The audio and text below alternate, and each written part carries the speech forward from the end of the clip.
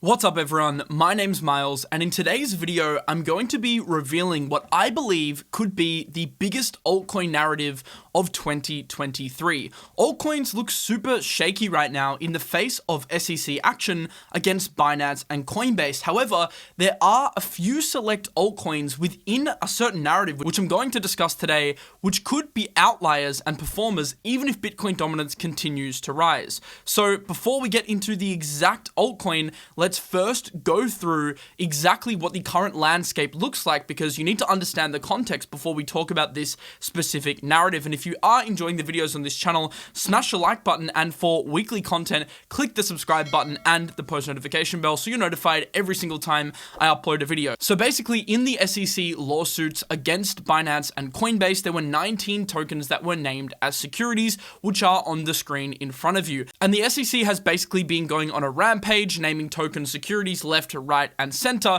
which could have implications as to how they can be traded and regulated in the US. Not only that, but there are other headwinds in the altcoin market currently. For example, some of the supply overhang events we currently have in the face of Robinhood being forced to liquidate its customers Cardano, Polygon, and Solana in response to the SEC's sanctions, as well as Celsius, which is also being forced to liquidate its Polygon and its Solana positions at the moment. So for many altcoins on the market, not just for these three, but also some of the other altcoins which are rumored to be getting delisted off exchanges, there is a lot of sell pressure, which is currently affecting their ability to perform well. And in front of you, there is a graph right now which shows the commodities index, which is basically Bitcoin and Ethereum, versus the performance of the security index, which is the basket of tokens that have been considered securities by the SEC. And you can see the major discrepancy here in terms of price performance. Clearly, Bitcoin has other catalysts, which we'll get into a minute, which is why it has been rallying. But in general, altcoins are under a lot of pressure right now, and a lot of them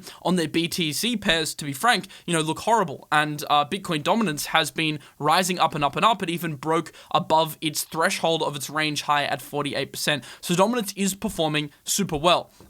So basically, this has led to what I believe could be a very hot narrative for 2023, at least one component of the narrative, and that is tokens that are SEC safe. So basically, with a lot of the panic around some of the altcoins in the market right now being named securities, and of course the potential implications, there are some coins which are performing better from a relative strength basis off the back of the fact that they might be considered non-securities. So some of the tokens that come to mind in this basket are of course Bitcoin and Ethereum being generally considered as commodities, Polkadot as well, which actually had SEC approval for its ICO. That is also kind of under this narrative, STX, and the proof of work coins as well. But in today's show, I want to focus on one which I believe could outperform all of these, and that is Stacks or STX. So in today's video, I am going to outline the bullish case for Stacks, as well as give you my opinion on it, and at the end, we're going to go through the price and some of the key levels I'm looking at, and basically outline my entire thesis here for why the Stacks play,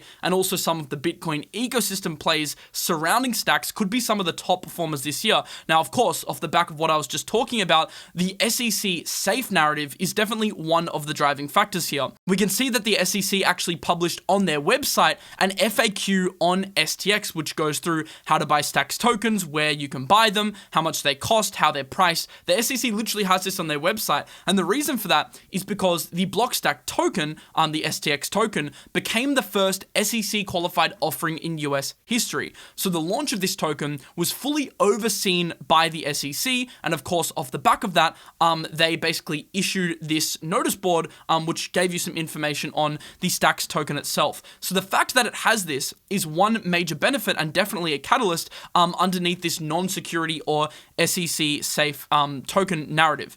The other thing that is propelling this narrative is the fact that Bitcoin had a spot ETF filed by BlackRock. So you probably heard the news now that BlackRock is in pole position to get approval for a Bitcoin ETF. Now, this is extremely bullish for Bitcoin if it is approved, because this will give access to millions of new retail and institutional participants to enter the crypto market. Now, I know a lot of people are saying, well, BlackRock entering crypto is bad because it makes the industry more centralized. And yes, that is true to an extent, but I also don't think think you can deny the potential net positive benefit that you get from opening the doors to millions of new traders and therefore potentially billions of new dollars worth of inflows into Bitcoin. And not only that, but if this is approved, then that will open the door for other Bitcoin spot ETFs to get approved. Because if BlackRock gets approval, then the structure for other approvals becomes very clear. Could that include Grayscale also getting approval? Maybe. And we're already hearing rumors about Fidelity entering the market as well. So that was clearly something that was really bullish for Bitcoin, and to be honest, resulted in a very strong Bitcoin bounce over the last few days. And a lot of altcoins have been lagging, seeing the Bitcoin dominance rise even further.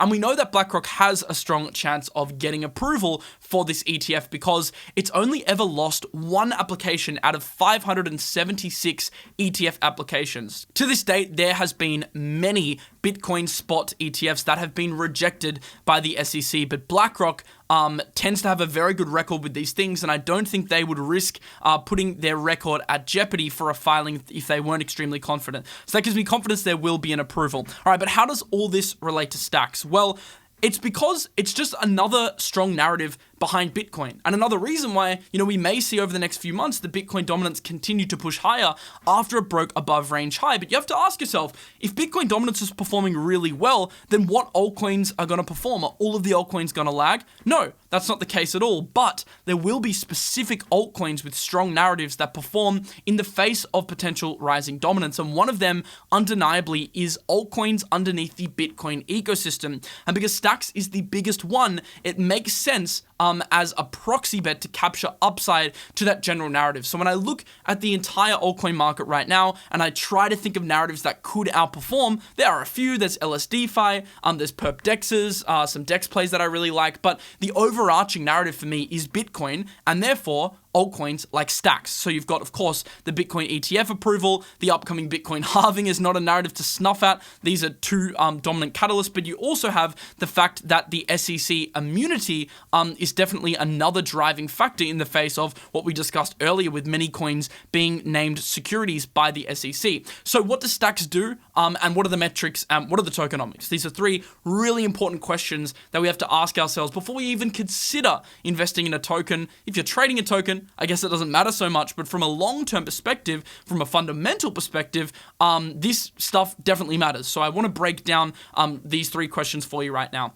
The first thing to understand is what Stacks actually is. You'll see in front of you the pyramid structure of how the Bitcoin network operates. You have the Bitcoin network at the base, which is basically your proof of work, high security layer. Then you have Stacks, which essentially, pardon the pun, stacks on top, which is a proof of transfer, high security, high scalability L2 scaling solution for Bitcoin. So basically what it does is it takes the Bitcoin network, which isn't easy to scale and can't really handle smart contract volume, and stacks an L2 on top of it, which opens Bitcoin up to the world of DeFi on top of it. So it's a very key infrastructure play that can help the ecosystem develop. And I think Bitcoin DeFi is a narrative that's going to become even stronger over time. We've already seen insane growth of Bitcoin inscriptions. You can see here as I move my face, the growth of ordinal inscriptions on the blockchain. Essentially in 2023, we've seen all-time high daily inscriptions of over 10 million inscriptions per day. And we can also see the ordinals by type has significantly increased in its variety. So we're seeing applications, videos, audio starting to be inscripted on the Bitcoin blockchain, but of course it's still largely dominant by text inscriptions. NFTs and all that sort as well factor in as well. So we've seen extreme growth of this narrative because of course an L2 is going to be your underlying foundation for what we see as the top of the pyramid, which is your Web3. So your DeFi, your NFTs, your markets, your highly scalable dApps, etc. So we see it in the metrics that this ecosystem is developing.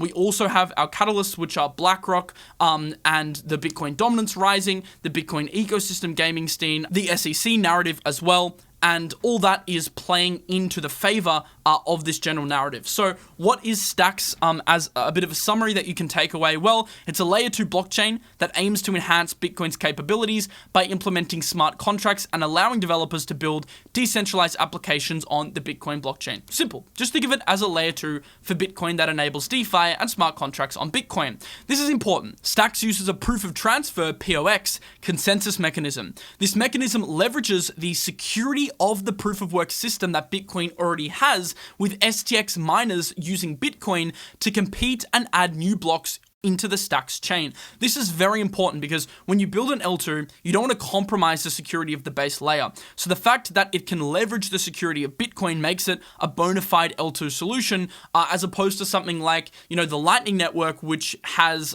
centralized points of failure. Now, of course, Stacks does have some points of failure. It's by no means bulletproof tech, but I think it's an interesting distinction to make there, that it does leverage the security of Bitcoin's proof of work mechanism. The other thing to take note of is that Stacks combines the advantages of the Bitcoin blockchain with the smart contract blockchain. So the capabilities of Bitcoin are increased, of course, with DeFi, NFTs, inscriptions, etc. The transaction process is faster, programming language is easy, and the level of security is high. So basically, it's the Ethereum of the Bitcoin network, or, the L2 of the Bitcoin network. Now, what is coming for Stacks? Because, it's all good and well knowing what Stacks is, but what do we have to look forward to in the future? Because this is new tech. This isn't, fully developed. This isn't a super fast and scalable network yet. It's important to, assess where we are and where we're going. Well, I think the major thing for you to keep your eye out is the Nakamoto release, which is basically the release of SBTC, clarity language updates, faster transactions, and more. It's a huge network upgrade which lands in Q4 2023.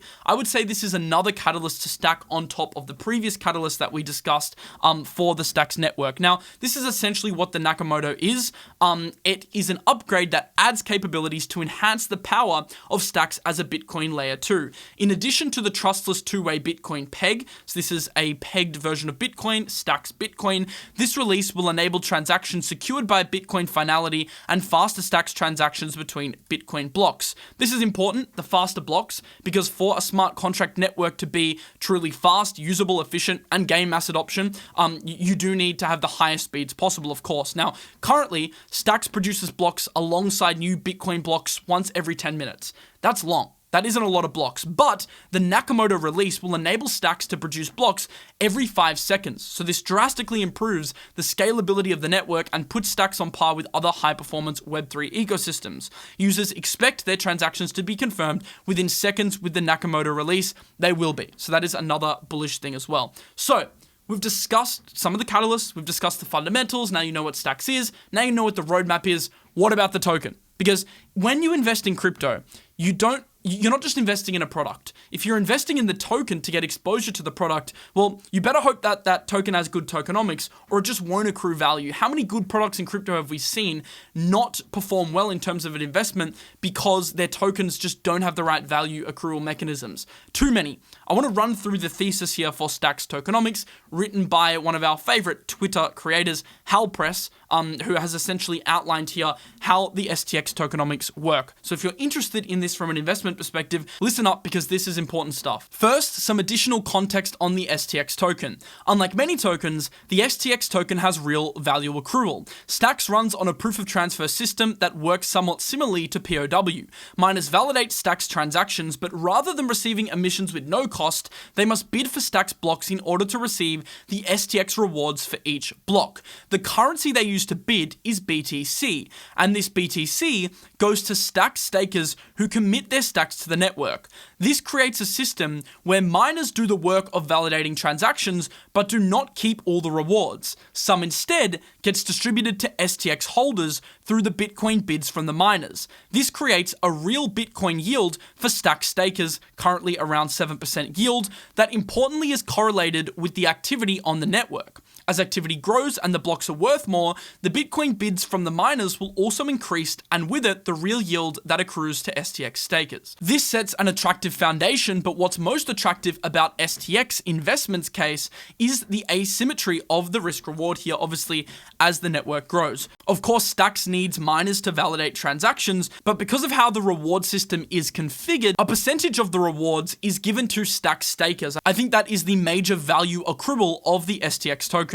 How's the dev activity tracking though? Because this is an important metric, of course, to see if the blockchain is actually garnering developers. We know that because part of the value accrual system I mentioned before relies on network activity growth, or at least benefits from it, the more developers, typically the more users. Typically what you see in crypto is a flow of funds. So you have your developers injecting capital to develop.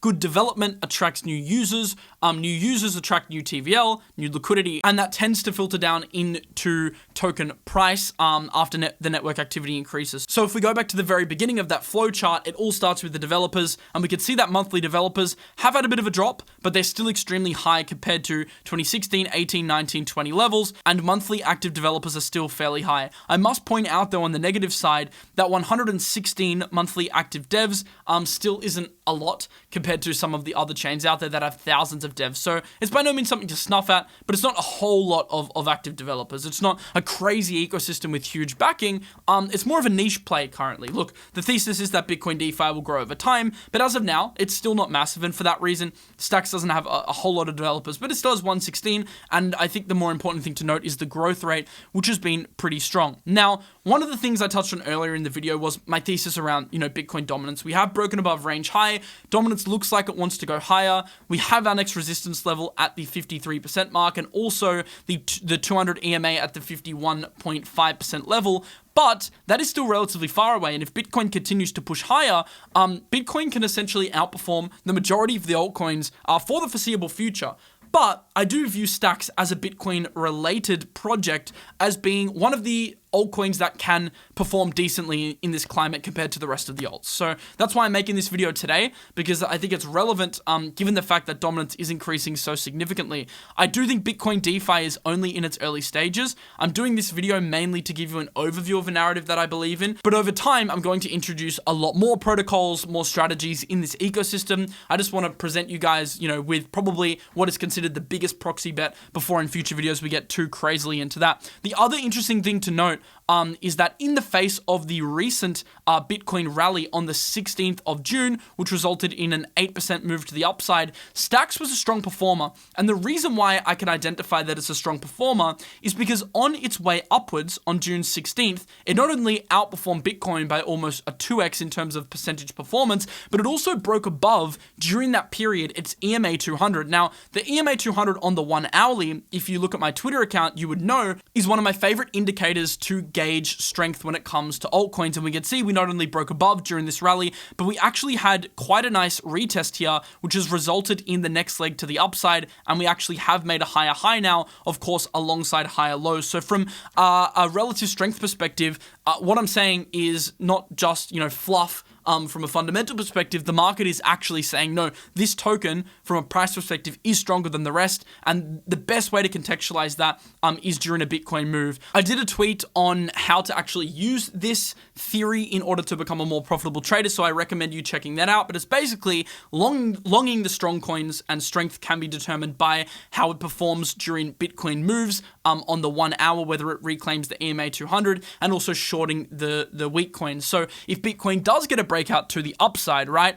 Because we are currently in this wedge formation. I am filming this video like roughly 5 hours before it comes out. So, at that point we may have broken. Doesn't matter, because on the daily I wouldn't be opening a trade today anyway. I would wait for, a retest. But if Bitcoin does make a strong move to the upside, well then you best believe the strong tokens will perform the best. Stacks is one of them, but you can read my tweet for some of the others. And if we break to the downside, then from a relative strength perspective, you could expect it to hold up a little bit better, purely based on how it performed last time, and you would probably want to consider shorting other alts instead. Once again, on my Twitter, I named some of the alts that are weak and could be better shorts in the face of a Bitcoin breakdown. But that is from a trading perspective. What about from a long-term perspective? You guys are probably thinking, Miles, what are you doing? What's your accumulation plan? What's your thesis? Well, I want to reiterate, this video is not a buy signal. I'm not saying ape into Stacks. Look, I don't want to get it twisted. I don't want any of you to ape or do anything crazy. Remember, this is not financial advice. This is just my personal opinion on a narrative that that I can see developing, backed by data. But if we do look at the charts here to kind of get a gauge for where we currently sit, well, we know we had the swing lows of the 20 cent mark. This is now a key support level for stacks. But what is nice from the bullish perspective here is that we actually had quite a nice candle upon support at the 50 cent mark, which has resulted in a higher low. So it didn't retrace the move, it actually made a higher low. Now clearly the highs that it reached of 280 earlier last year is still the major level to try and cross. This happened shortly after its launch. Typically when tokens launch, we see huge pumps afterwards, although the token listing did happen in 2020, so it's not that new in the scheme of things. But compared to some other tokens in the market like Phantom or an AVAX that launched slightly earlier, you may consider it to be new. I think the most key level at the moment to identify from a potential price target perspective is definitely this 126 to 130 level, which was basically the top when all that Ordinals hype happened earlier in the year in the midst of the Bitcoin banking collapse. That was the level that it reached before we had a retracement, and now it's pivoting nicely off what I would consider to be mid-range support. So look, if you are bullish on it, and of course do your own research, this is something I would DCA into, look to build a position over a longer period of time. I'm not viewing this as a short-term play. The minimum time horizon on this is at least a few months. If you're trading this, then of course you can make money on the strategy I talked about before with things pumping stronger into Bitcoin breakouts. But from a more long-term perspective, I personally plan on DCAing and holding this for potentially a year plus, hopefully, a few years at least until next cycle, but at the very minimum, a few months. This isn't a short-term trade unless you want to implement that strategy I talked about before. For those guys, I have a tweet and you can look into that and try and execute there. So these are kind of your two support levels for now. I would love, from a greedy perspective, to get 20 cents again. I'm not sure though. I think this narrative is looking pretty strong, at least in the short term. So it might present as like a decent spot accumulation play, and combining that with obviously leverage trading strategies if we do get opportunities through the strategy that I mentioned before. The other really important thing that I want you to take note of is the BTC pairs whenever you're trading altcoins. Now, Stacks Bitcoin is currently heading into a huge resistance area on the 200 MA on the daily. So what I would really like to see is Stacks Bitcoin actually clear that level, flip that into support, have an SR flip to target the 2.7 level, and obviously that's your next level that you need to flip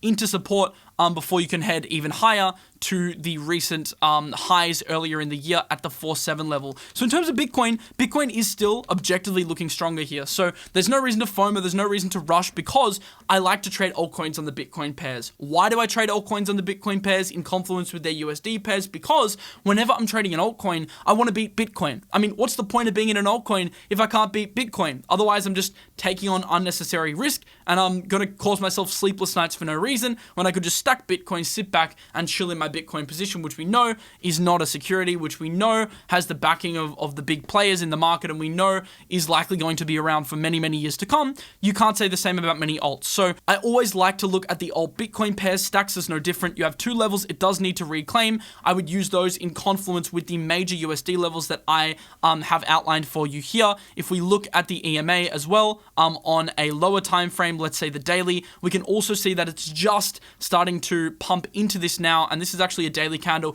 which hasn't even closed yet. So no reason to FOMO now, but definitely see how it reacts in this zone. Can it flip this EMA into support? If so, and we see that in confluence with a flip of the Bitcoin EMA as well, and holding that level, then we could definitely get another leg to the upside for sure. But just see at least over the next few days how that plays out and come up with a plan accordingly. And I also want to say, I'm using Stacks as an example for the Bitcoin ecosystem in this video as one of the tokens that I believe can perform well off the back of it. But there will be more coins that I'm going to present to you over the next few weeks, projects, strategies, etc. Because I don't think this narrative is going away anytime soon. And if you could be early to the narrative and start researching it and really learn about it now, I think that could be a really good time investment from a long-term perspective. So I hope you enjoyed this video. If you did, smash the like button. Remember, if you subscribe and hit the notification bell, I post on this channel 2 times a week. I also do daily live streams on Crypto Banter. So